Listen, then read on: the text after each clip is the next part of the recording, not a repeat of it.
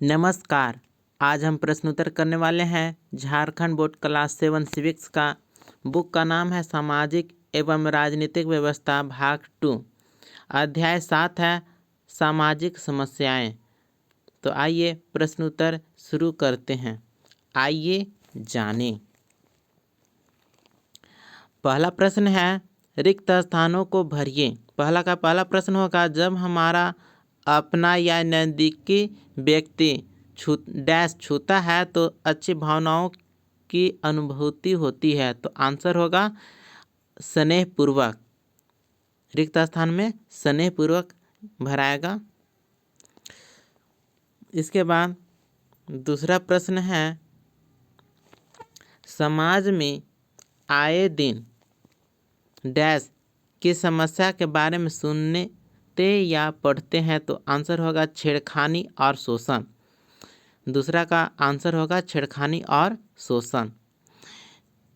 तीसरा प्रश्न है, पीड़ित व्यक्ति डैश महसूस करता है। तो डर और असहायता महसूस करता है। ठीक है, तो तीसरा का आंसर होगा डर और असहायता। चौथा प्रश्न है, शोषण एक विस्तृत किंतु छुपी हुई किस प्रकार की समस्या है। तो सामाजिक समस्या है। देखिए पांचवा प्रश्न है, भारतीय कानून के तहत महिलाओं लड़कियों के साथ छेड़छाड़ की घटना होने पर दोषी व्यक्ति को कितने वर्ष तक की सज़ा होती है। तो 6 माह से 3 साल तक की सज़ा होती है। तो आंसर होगा 6 माह से 3 साल। दूसरा प्रश्न है, निम्न प्रश्नों के उत्तर दीजिए। दूसरा का पहला प्रश्न है कि अच्छा स्पर्श किसे कहते हैं। तो उत्तर होगा अच्छा स्पर्श वह होता है जो हमें सुरक्षित, स्नेहपूर्ण और आरामदायक महसूस कराए। जैसे माता पिता का गले लगाना, शिक्षक का प्रोत्साहित करने के लिए पीठ थपथपाना या दोस्तों का दोस्ताना हाथ मिलाना। अब हम दूसरा प्रश्न की ओर आते हैं। प्रश्न है, बुरा स्पर्श क्या है। तो उत्तर होगा बुरा स्पर्श वह होता है जो हमें असहज, डरावना या परेशान करने वाला लगे।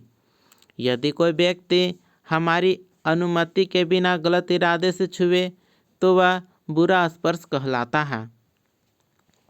देखिए इसके बाद तीसरा प्रश्न है, जब आपके माता पिता स्पर्श करते हैं तो आप कैसा अनुभव करते हैं। तो उत्तर होगा जब माता पिता हमें स्नेह से गले लगाते हैं या प्यार से सिर पर हाथ फेरते हैं तो हमें सुरक्षा, प्रेम और अपनापन महसूस होता है। दूसरा का चौथा प्रश्न है, छेड़खानी से बचने के 3 तरीकों को लिखिए। तो 3 तरीके निम्नलिखित हैं। पहला पॉइंट होगा आत्मरक्षा के उपाय सीखना, जैसे कराटे या सेल्फ डिफेंस ट्रेनिंग लेना। दूसरा पॉइंट होगा सार्वजनिक स्थानों पर सतर्क रहना और संदेहास्पद व्यक्ति से दूर रहना। तीसरा पॉइंट है किसी भी अनुचित व्यवहार की सूचना तुरंत माता पिता, शिक्षक या पुलिस को देना। अब आते हैं 5वें प्रश्न की ओर। प्रश्न है, बाल शोषण से आप क्या समझते हैं।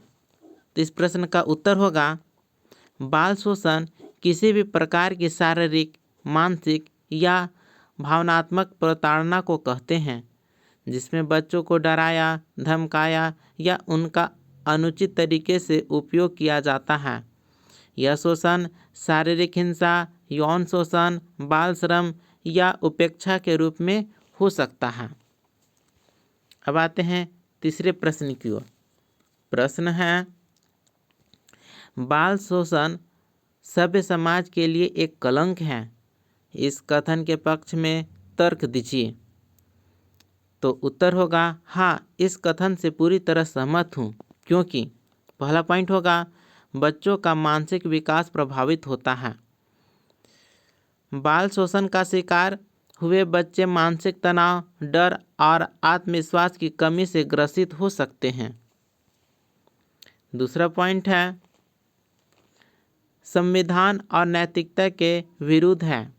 हर बच्चे को सुरक्षित और सम्मानजनक जीवन जीने का अधिकार है, जिसे शोषण नकारात्मक रूप से प्रभावित करता है। तीसरा पॉइंट है, भविष्य की पीढ़ी पर असर डालता है। यदि बच्चों को सुरक्षित बचपन नहीं मिलेगा तो वे बड़े होकर समाज के प्रति नकारात्मक दृष्टिकोण रख सकते हैं। इसलिए बाल शोषण को रोकना हमारी सामाजिक और नैतिक जिम्मेदारी है। अब हम चौथे प्रश्न की ओर आते हैं। प्रश्न है, बाल शोषण जैसी घटनाओं से बचने के उपायों की चर्चा करें। तो बाल शोषण जैसी घटनाओं से बचने के उपाय निम्नलिखित हैं। देखिए, पहला पॉइंट होगा बच्चों को जागरूक बनाना, उन्हें अच्छे और बुरे स्पर्श की पहचान सिखानी चाहिए। दूसरा पॉइंट है संघर्ष करने की क्षमता विकसित करना, बच्चों को आत्मरक्षा के तरीके सिखाने चाहिए ताकि वे विपरीत परिस्थितियों में खुद का बचाव कर सकें। तीसरा पॉइंट है कानूनी सख्ती, सरकार को बाल शोषण से संबंधित कड़े कानून लागू करने चाहिए और दोषियों को कड़ी सजा देनी चाहिए।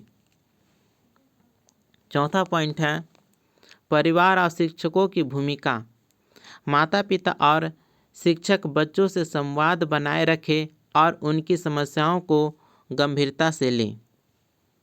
पांचवा पॉइंट है सुरक्षा उपायों को अपनाना, सार्वजनिक स्थानों और स्कूलों में सीसीटीवी कैमरे लगाने, महिला सुरक्षा कर्मियों की नियुक्ति करने जैसे उपाय किए जाने चाहिए। इसके बाद अंतिम प्रश्न है, आइए करके देखें। पांचवा प्रश्न, बाल शोषण की घटना को रोकने में विद्यालय की भूमिका पर रिपोर्ट लिखना है। बाल शोषण की घटना को रोकने में विद्यालय की क्या भूमिका हो सकती है, इस पर एक रिपोर्ट तैयार कीजिए।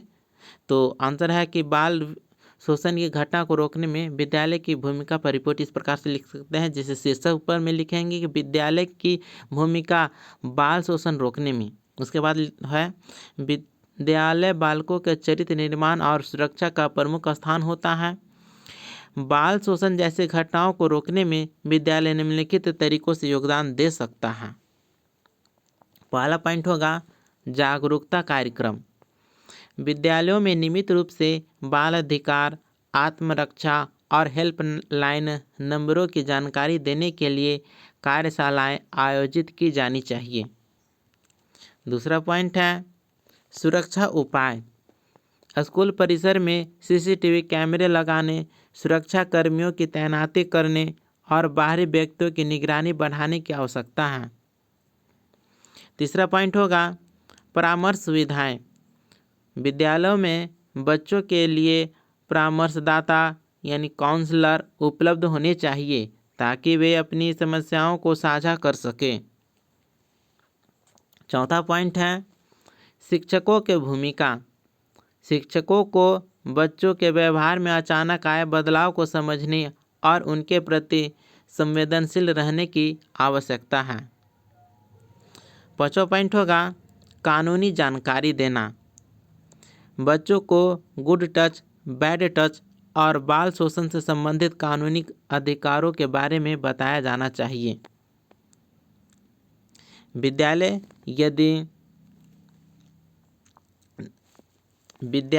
यदि इन उपायों को अपनाए तो बाल शोषण की घटनाओं को रोकने में महत्वपूर्ण भूमिका निभा सकता है।